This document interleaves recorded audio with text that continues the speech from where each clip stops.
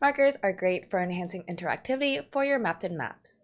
Whether guiding users to a specific location or highlighting areas of interest, markers make your map more informative and engaging. A marker is essentially an HTML element that anchors to a door, space, or coordinate. Let's dive in. To follow along, we will be using the school demo map, which you could find on the trial keys and maps page. So starting off with our basic map here, I've gone ahead and added some simple hover interactivity. And as you can see, spaces that have names will highlight green, and spaces without names will highlight red. If we take a look at our code editor, this is the code base that we'll be starting off of. Reviewing it very quickly, we get each space from our map and add interactivity and a hover color. Cool. So before we dive in, let's take a look at the interface of markers. As you can see, markers have an add, remove, remove all method, and on our add method, marker takes in a coordinate, an HTML element, and an additional options object. Let's head back to our code, and what we'll be doing today is adding a marker to the map when we click on a space. So, first step is to create a click function. We can do that with map view on click, and we are going to use an async function, so async event, open that up. So first we need to check if we're on a space and it has a name. So using an if condition, so if event.spaces.length is greater than 0 and event.spaces, our first space, has a name. Great. If it does have a name, we will add a marker at that event coordinate along with an HTML element that displays the space name. We can do so with map view.markers.add.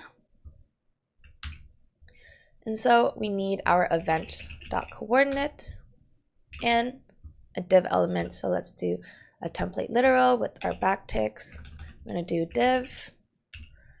And close that up.